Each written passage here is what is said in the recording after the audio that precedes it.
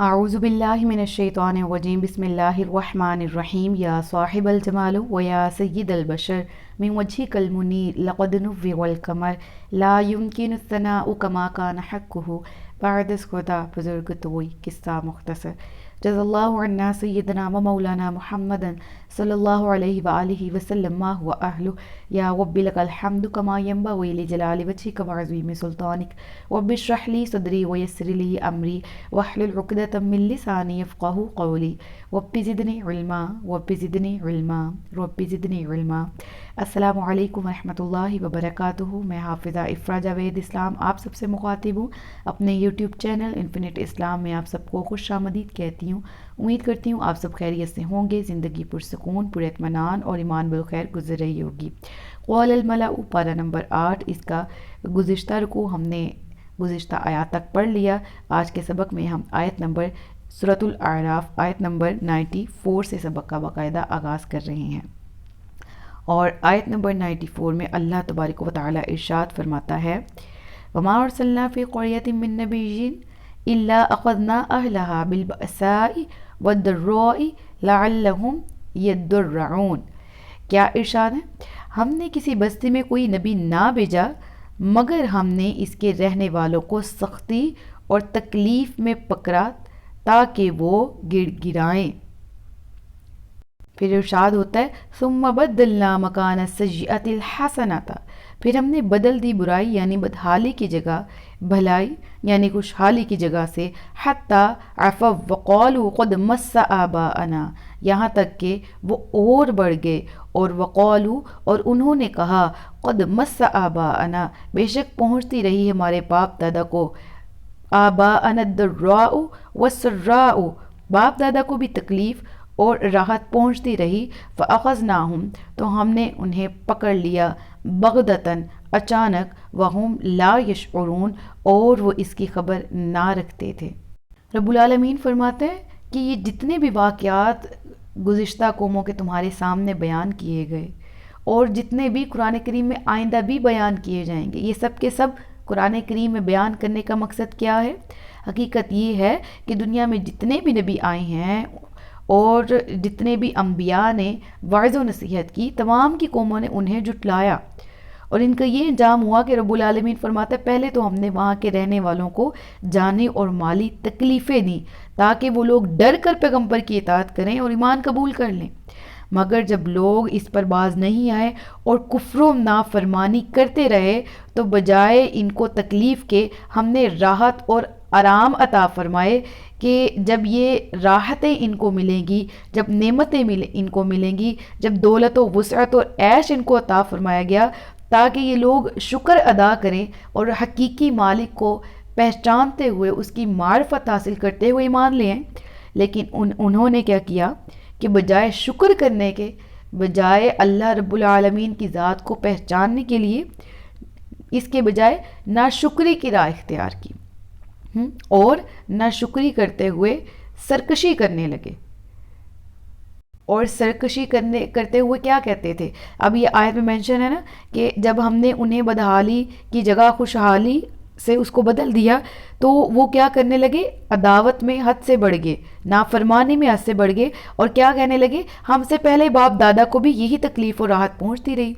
यानी मुराद ये है कि वो बदले में ये कहते थे तकलीफ़ है या राहत है या रंज है और आराम है, ये तो इत्तफाकी चीज़ें हैं और ये तो टेम्परेरी चीज़ें हैं। पुराने ज़माने में भी हमारे बाप दादाओं को इन चीज़ों का सामना होता रहा है, ठीक है। तो हम इस चीज़ों को देखते हुए, तकलीफ़ को देखते हुए या खुशहाली को देखते हुए, हम खुशहाली को देखते हुए ना शुक्र की तरफ आएंगे, अल्लाह को मानना शुरू करेंगे, ना ही हम तकलीफ़ को देखते हुए गिड़गिड़ाते हुए तौबा करते हुए पलट आएंगे। यानी अपने गुनाह पर रहने के लिए उनके पास जो दलील थी वो ये थी कि ये तो पहले भी होता रहा है और आज भी हो रहा है, तो इसमें कोई बड़ी बात क्या है। हालांकि रब क्या फरमा रहा है कि हमने अंबिया भेजे और तकलीफ़ इसलिए थी ताकि वो लोग आजमाइश में मुब्तला किए जाते, तकलीफ़ को बर्दाश्त करते और तौबा करते अपने गुनाहों पर और पलट आते। और राहत इसलिए होती कि ये अल्लाह की नेमतों का शुक्र अदा करें, लेकिन इन्होंने उसके मायने खुद अपने ऊपर ले लिए, अपने फ़ायदे के लिए जो मायने निकाले और कहा कि हम क्यों ईमान कबूल करें। रब फरमाते हैं कि बिल्कुल ही गाफिल हो गए, ہم نے کیا ہوا، پہلی قوموں کے ساتھ بھی ایسا ہوا، ہم نے اچانک انہیں پکڑ لیا، انہیں خیال بھی نہ تھا کہ انہیں عذاب آئے گا، لیکن وہ عذاب میں گرفتار کیے گئے۔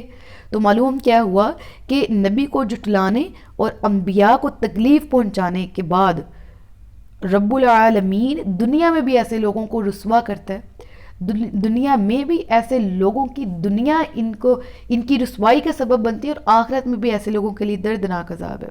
ہم نے پڑھا نا وہ قوم کا واقعہ، بادلوں کے نیچے آ گئے تھے کہ یہاں پر راحت ملے گی، لیکن بادلوں سے آگ برسی ان پر۔ تو رب العالمین چاہے تو جو کرے۔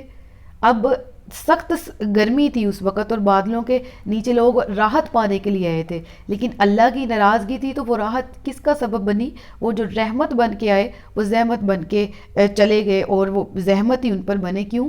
کیونکہ وہ عذاب کا سبب تھے، اور وہ جو جس کو میں نے زحمت کے ورڈ سے تشبیہ دی ہے، مراد یہ ہے کہ ان کے اپنے اعمال کا وبال ان کے سر پہ آیا تھا۔ تو اس سے یہ بھی معلوم ہوتا ہے کہ اچانک عذاب رب کی طرف سے بہت بڑی گرفت ہے، جس میں انسان کو سنبھلنے کا وقت نہیں ملتا۔ اس لیے رب العالمین کی طرف سے یہ بھی ایک طرح کی اس کی رحمت ہی ہے کہ وہ بڑے عذاب سے پہلے چھوٹی موٹی تکلیفوں میں انسانوں کو مبتلا کرتا ہے، تاکہ یہ لوگ باز آ جائیں۔ ان گزری ہوئی قوموں کے حالات کو سامنے رکھتے ہوئے ہمیں بھی چاہیے کہ ہم اپنے موجودہ حالات پر تھوڑا غور کر لیں، اپنے گریبانوں میں جان کے اپنا محاسبہ کرنے کی کوشش کریں کہ ایسی کون سی مصیبت ہے جو ہم پہ اب تک نہیں آئے، ہم جس سے دو چار نہیں ہوئے۔ اب تک طوفان، زلزلے، سیلاب آتے ہیں، ہماری قوم پر بھی آتے ہیں، اور بجائے اس کے ہم عبرت حاصل کریں، ہم دیکھتے ہیں جی فلانی جگہ طوفان آیا ہے، ہم وہاں ذرا جا کے ایک طرح وزٹ کر کے آتے ہیں، دیکھتے ہیں کیا حال ہے، موویز بنا کے آتے ہیں وہاں پر، بلاگز بنا کے آتے ہیں وہاں پر، وہاں سے ہم ریکارڈنگ کر کے آتے ہیں، یوٹیوب پہ ڈالیں گے، ریٹنگ بہت آئے گی وغیرہ وغیرہ۔ وہاں کے مکینوں سے جا کے انٹرویوز کرتے ہیں، ان کے حالوں کو دیکھتے ہیں، ریٹنگ بہت آئے گی، ویوز بہت آئیں گے، پیسہ بہت کمایا جائے گا وغیرہ وغیرہ۔ صرف یوٹیوبرز کی مثال نہیں میں دے رہی یہاں پر، ہر ایک بندے کی، یعنی جس جگہ پر اب مونجو دڑو اور اس طرح والی جگہوں پہ لوگ کیوں جاتے ہیں، ٹورسٹ جاتے ہیں نا، تو اللہ نے کس صورت میں حلال اور جائز قرار دی ہے؟ اگر تم عبرت حاصل کرنے کے لیے جاؤ تو تم جا سکتے ہو، اور وہاں سٹے نہ کرو، واپس آ جاؤ، اور وہاں ہم جاتے ہی اپنے اسائنمنٹس بنانے اور اپنی پکچرز وہاں سے لینے اور وہاں کے نمونے اکٹھے کرنے، اپنی وہاں پر جی ہم یہاں گئے تھے، ہم نے یہاں کا ٹور کیا تھا، یہ عوام کو دکھانے، سوشل میڈیا پہ پکچرز اپلوڈ کرنے کے لیے تو وہاں جایا جاتا ہے۔ تو لہٰذا ان قوموں کے واقعات سے عبرت پکڑی جائے۔ اللہ تبارک و تعالیٰ نے ان پر بھی چھوٹے موٹے پہلے عذاب نازل کیے اور انہیں طرح طرح سے جھنجھوڑا، لیکن وہ اللہ کی طرف نہیں پلٹے، تو پھر بڑے دن کا عذاب آیا، بڑا عذاب ہے جس نے ان کو نست و نبود کر دیا۔ تو کیا ہم بھی اس بڑے عذاب کا نعوذ باللہ انتظار کر رہے ہیں کہ ہم بھی مر مٹیں گے؟ تو ہی کہیں گے بروز قیامت ان لوگوں کے بارے میں آیت ہے نا جو کہے گی کہ اللہ ہمیں دوبارہ دنیا میں بھیج دے، اب ہم اچھا ہی کریں گے، ہم نیکی کے کام کریں گے۔ تو کیا ہم اپنا شمار اس کیٹیگری کے لوگوں میں کرنا چاہتے ہیں جو ادھر جا کے پچھتائے کہ اللہ ایک باری واپس جان دے، ایک باری اسی دنیا سے چلی جائے، اسی پھر نیکیاں کریں گے؟ نہیں نا، کتنی بڑی حسرت ہوگی کہ دنیا میں واپسی کا کوئی چانس ہی نہیں ہے، اور وہ ابدی زندگی ہوگی، ہمیشگی کی زندگی ہوگی جس میں رہنا ہوگا۔ لہٰذا اس ہمیشہ رہنے والی زندگی کو بہتر بنانے کے لیے دنیاوی معاملات میں اگر کہیں سختی بھی برداشت کرنا پڑے، کہیں برائی بھی برداشت کرنا پڑے، اس کو کریں اور اس کو نیکی سے بدلنے کی کوشش، یعنی کوئی آپ کے ساتھ برا کر رہا ہے اس کو برداشت کریں، اس کو احسن طریقے سے اچھائی کے ساتھ بدلنے کی کوشش کریں، ٹھیک ہے۔ پھر آگے بڑھتے ہیں، اگلی آیت ہے کہ وَلَوْ أَنَّ أَهْلَ الْقُرَىٰ آمَنُوا وَاتَّقَوْا لَفَتَحْنَا عَلَيْهِمْ بَرَكَاتٍ مِّنَ السَّمَاءِ وَالْأَرْضِ وَلَٰكِنْ كَذَّبُوا فَأَخَذْنَاهُمْ بِمَا كَانُوا يَكْسِبُونَ۔ اور اگر بستیوں والے ایمان لاتے اور تقوی اختیار کرتے تو ضرور ہم ان پر آسمان اور زمین سے برکتیں کھول دیتے، مگر انہوں نے تو جھٹلایا تو ہم نے انہیں ان کے اعمال کی وجہ سے پکڑ لیا۔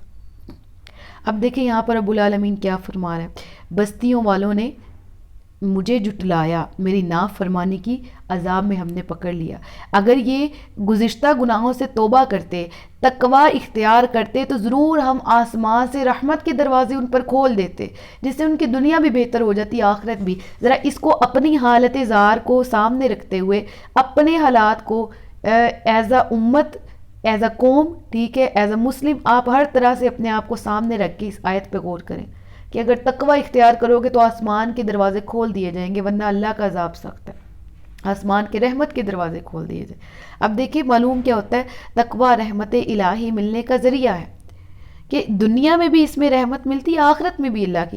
اور اللہ تبارک و تعالیٰ سورۃ الطلاق کی آیت میں ارشاد فرماتا ہے وَمَن يَتَّقِ اللَّهَ يَجْعَلْ لَهُ مَخْرَجًا، اور یہ آیت میرا ایمان ہے۔ یقین کریں آپ کسی بھی جگہ پر بری سے بری جگہ پہ پھنس گئے ہیں، نظر نہیں آ رہا سامنے رستہ، وہ کہتے ہیں نا محاورہ آگے کھائی پیچھے کنواں، یا پیچھے کنواں آگے کھائی والا حساب، تو بندے کو نہیں سمجھ آ رہا کہ وہ نکلے کہاں، کرے کیا، جائے کدھر کو۔ تو ایسی حالت میں وہ کہے اب میں حرام کی طرف چلا جاؤں، کیا میں رشوت قبول کر لوں؟ نہیں کروں گا تو میری جاب جائے گی، بڑی مشکل سے میں نے حاصل کی ہے، اگر جاب گئی تو بیوی بچوں کو کون پالے گا، اگر عورت جاب کر رہی ہے تو میں اپنے گھر والوں کو کس طرح سے سپورٹ کروں گی، اگر میں یہ کام نہیں کرتی تو چلو میں کر دیتی ہوں، میں مجبور تھی، میں نے غلط کام کیا نہیں۔ رب فرماتا ہے وَمَن يَتَّقِ اللَّهَ يَجْعَلْ لَهُ مَخْرَجًا، جو اللہ کا خوف کرے، جو تقوی اختیار کرے، جو ایک ذات وحدہ لا شریک کا خوف دل میں بٹھاتے ہوئے گناہ کو ترک کرتا ہے، يَجْعَلْ لَهُ مَخْرَجًا، اللہ تعالیٰ اس کے لیے راستے آسان کر دیتا ہے، اس سے اس مشکل سے نکلنے کا رستہ اس کو دکھا دیتا ہے۔ اور قرآن کی کوئی آیت جھوٹی نہیں نا، ایمان ہی ہمارے کمزور ہے نا، جو ہم نے ان آیتوں پر بلیو کرنا ہے، ان کو بس پڑھنے کی حد تک رکھ لیا، بلیو نہیں ہم کرتے، توکل نہیں ان پر لے کے آتے۔ تو ذرا بھروسہ کر کے تو دیکھیں اس آیت کے اس حصے پہ، اور اتنی پیاری اس آیت کے آگے والا مفہوم ذرا پڑھیے گا، وَيَرْزُقُهُ مِنْ حَيْثُ لَا يَحْتَسِبُ، اللہ پھر وہاں سے رزق دے گا جہاں سے اس کا گمان بھی نہیں ہوگا۔ یہ اللہ تبارک و تعالیٰ کی شان ہے، میرے سے ڈرو، آگے میں تمہارے ساتھ وہ اچھائیاں کروں گا تمہارے گمان، ذہن و گمان میں بھی نہیں ہوگا۔ جنت بھی تو گمان، انسانی گمان سے باہر ہے نا، اللہ وہ بھی عطا کرے گا، اور دنیا میں بھی اللہ اس کے لیے رزق کے دروازے کھول دے گا۔ ایک دفعہ اللہ کہتا ہے توکل کر کے تو دیکھو، میرے سے ڈر کے تو دیکھو، اور یہی توکل اور یہی خوف ہم اللہ کا نہیں کھاتے، یہی ڈرتے نہیں ہیں، تقوی یہی اختیار نہیں کرتے، اور پھر دنیا میں ظاہری طور پر مال و دولت مل بھی جائے نا، ذہنی سکون، دلی سکون چھن جاتا ہے۔ وہ سکون جو روح کی راحت کا باعث ہوتا ہے نا، وہ سجدوں میں اور اطاعت الہی میں ہے۔ اور یقین کریں جو رہ جانے والی چیز ہے وہ ہماری روح ہے، جس نے عالم برزخ میں بھی زیادہ دیر ہے نا، جسم تو مٹی کا بنا ہوا ہے، اور یہ جسم مرکب، انسان کا بدن مرکب ہے نا، روح ہے اس میں اور جسم ہے، اور پھر ایک انسان بنتا ہے، ایک بندہ یا بندی بنتی ہے۔ تو جسم تو مٹی سے بنا، مٹی میں رہ جانا ہے، ہڈیاں ہماری ملنی بھی نہیں، ہاں بروز قیامت جب ہم اٹھائے جائیں گے۔ تو یہ جسم جس کی ہم اتنی کیئر کرتے ہیں، لڑکا ہے تو وہ اپنے جسم کی، اپنے بدن کی، اپنے لکس کی، عورت ہے تو وہ اپنی لڑکی ہو کے وہ اپنے لکس کی بہت قدر کرتی ہے اور بہت اس کی کیئر کرتی۔ تو جہاں جسمانی طہارت اور جسمانی طور پر پاک صاف رہنے کی ضرورت ہے، وہاں روح کی صفائی کا بھی انعقاد کیا کرے، اور روح کی صفائی کا اہتمام کیا ہے؟ اللہ تبارک و تعالیٰ کی خشیت دل میں بٹھانا، اللہ کی اطاعت کرنا۔ اب یہاں پر افامن اہل القرآن یأتیہم بأسنا بیاتا وہم نائمون، کیا وہ بستیوں والے اس بات سے بے خوف ہو گئے کہ ان پر ہمارا عذاب رات کو آئے جب وہ سو رہے ہوں، یا بستیوں والے اس بات سے بے خوف ہیں کہ ان پر ہمارا عذاب دن کے وقت آ جائے جب بھی وہ کھیل میں پڑے ہوئے ہوں۔ تو اب یاد رہے کہ یہاں بستیوں والوں سے مراد مکہ مکرمہ اور اس کے آس پاس کی بستیاں مراد ہیں، اور ایک قول کے مطابق اس سے مراد ہر بستی کے افراد ہیں جنہوں نے کفر کیا اور اللہ کے نبی کو جھٹلایا۔ تو دوسرے قول کے مطابق یہ بستی بھی آ گئی نا، اگر پاکستان ہے تو فیصل آباد بھی آ گیا نا، فیصل آباد تو اس کے اندر کا ٹاؤن جہاں میں اس وقت موجود ہوں آ گیا نا، اور سیم اسی طرح سے آپ لوگ جہاں جہاں جن جن کنٹریز میں جس جگہ بیٹھے ہوئے ہیں وہ بستیاں ساری مراد ہے نا۔ رب فرماتا ہے بستی والے اس چیز سے بے خوف ہو گئے کہ میرا عذاب ان کو پکڑ لے رات کے وقت جب وہ سو رہے ہوں، یا دن کے وقت، یہاں دوپہر کا وقت مراد ہے، وہ کون سا وقت ہوتا ہے؟ وہ بھی غفلت کا، رات کا سبب بھی غفلت، یعنی انسان کو اللہ تعالیٰ پھر اس قدر ناراض ہوتا ہے کہ غفلت میں مارتا ہے، اور یہ دو اوقات ہی غفلت کے ہوتے ہیں جس کا ذکر ایک دفعہ پہلے بھی قرآن کریم میں گزرا ہے جہاں میں نے ڈیٹیل بتائی ہے ان دونوں اوقات کی۔ تو بہرحال رب یہاں پر کیا فرما رہا ہے کہ کیا اس چیز سے بے خوف ہو؟ اور یقین کریں یہ بہت بڑا سوال ہے میرے لیے، آپ کے لیے، کہ ہم بے خوف ہو چکے ہیں کہ دوپہر کے وقت جب ہم اپنے کاموں میں مشغول ہوں عذاب آ جائے، ہم اس چیز سے بے خوف ہے رات کے وقت سوتے میں عذاب آ جائے؟ استغفر اللہ، ہم نہیں برداشت کر سکتے، ہم اللہ کی ناراضگی تو قطعاً برداشت نہیں کر سکتے، اس کا عذاب ہم سے کیسے برداشت ہوگا؟ اسی لیے اللہ تعالیٰ سے دعا کرتے رہنا چاہیے کہ لا تخزنی یوم یبعثون، اے اللہ مجھے رسوا نہ کرنا جس دن سب لوگ اٹھائے جائیں گے، اور مجھے دنیا میں بھی رسوائی سے بچانا، آخرت میں بھی۔ تو یہاں پر ایک اور چیز جو ہے وہ ذہن میں رکھیں، ایک بہت ہی ایک حدیث میرے ذہن میں آئی، اور یہ شعب الایمان کی حدیث ہے، اور یہ یہاں میں نے مینشن بھی کی ہے، اور یہ سوچ کے ذرا اپنے حالت پر غور بھی کیجیے گا کہ حضرت جبرائیل علیہ السلام ایک مرتبہ بارگاہ رسالت میں روتے ہوئے حاضر ہوئے، تو رحمت دو عالم صلی اللہ علیہ وآلہ وسلم نے دریافت کیا کہ اے جبرائیل تمہیں کس چیز نے رلایا دیا، تمہیں کس چیز نے رلا دیا؟ تو انہوں نے عرض کی جب سے اللہ تعالیٰ نے جہنم کو پیدا فرمایا ہے، میری آنکھیں اس وقت سے کبھی اس خوف کے سبب خشک نہیں ہوئی کہ مجھ سے کوئی نافرمانی نہ ہو جائے اور میں جہنم میں ڈال دیا جاؤں۔ تو یہ خشیت ہے فرشتوں کے سردار کی جو گناہوں سے پاک ہوتے ہیں اور ہر طرح کی نافرمانی سے بھی پاک ہے۔ اور خشیت الہی دیکھیں حضرت جبرائیل کی، کہہ رہے کہ جب سے جہنم پیدا ہوئی ہے میری آنکھیں تر ہیں، اور یا رسول اللہ میں اس چیز کا خوف کھاتا ہوں کہ میرے سے کوئی نافرمانی نہ ہو جائے اور میں جہنم میں نہ ڈال دیا۔ تو پھر ہم انسان ہو کے اور ہم اپنے نفس کے تابع ہو کے گناہ کر کر کے ہمارا کیوں دل نہیں بھرتا، کیوں ہم پلٹ کے نہیں جاتے اللہ کی، کیوں ہماری آنکھیں تر نہیں ہوتی، کیوں ہمیں جہنم کا خوف نہیں آتا، کیوں ہمیں اللہ کی ناراضگی سے ڈر نہیں لگتا؟ کیا ہم بے خوف ہو گئے؟ بستی والے بے خوف ہو گئے اس چیز سے کہ اللہ پکڑ لے گا؟ ان بطش ربک لشدید، تیرے رب کی پکڑ بہت سخت ہے۔ کہاں گیا ہمارا خوف، کہاں گیا ہمارا ایمان، ہمارا عقیدہ کہ رب فرماتا ہے وَاعْلَمُوا أَنَّ اللَّهَ شَدِيدُ الْعِقَابِ وَأَنَّ اللَّهَ غَفُورٌ رَحِيمٌ۔ اللہ تعالیٰ سخت عذاب دینے والا بھی ہے، بخشنے والا بھی، مہربان بھی ہے۔ ایمان تو یہیں پر مکمل ہوتا ہے نا، خوف اور امید کی درمیانی کیفیت۔ تو ہمیں یہ آیات خوف ہی تو سکھا رہی ہیں، ہمیں اللہ تبارک و تعالیٰ کی خشیت کا درس ہی تو دے رہی ہیں۔ اللہ تعالیٰ ہمیں اپنے سے اپنی خشیت ہمارے دل میں بٹھائے اور خوف الہی ہمارے دل میں پیدا ہو، آمین۔ افامنوا مکر اللہ، کیا وہ بے خوف ہو گئے اللہ کی خفیہ تدبیر سے؟ فلا یأمن مکر اللہ الا القوم الخاسرون، تو اللہ کی خفیہ تدبیر سے بے خوف نہیں ہوتے مگر القوم الخاسرون، وہ لوگ جو نقصان اٹھانے والے ہوتے ہیں۔ اللہ تبارک و تعالی ہمیں ان لوگوں میں ہونے سے بچائے، ہمیں دنیا اور آخرت کی بھلائیاں عطا فرمائے۔ صدق اللہ العلی العظیم وصدق رسولہ النبی الکریم ونحن علی ذلک من الشاہدین والشاکرین وما علینا الا البلاغ المبین۔ سچ فرمایا اللہ نے جو عظمت والا ہے۔ مجھے دعا میں یاد رکھیے گا، اپنا بہت سا خیال رکھیے گا۔ اللہ سے دعا ہے کہ میرے پڑھانے میں کوئی بھی غلطی یا کوتاہی ہوگی ہو مجھے معاف فرمائے، ہم سب کو علم نافع اور عمل خیر کی توفیق عطا فرمائے۔ اپنا بہت سا خیال رکھیے گا، مجھے دعا میں یاد رکھیے گا۔ تاجدار ختم نبوت زندہ باد، پاکستان ہمیشہ زندہ باد۔ السلام علیکم ورحمۃ اللہ وبرکاتہ۔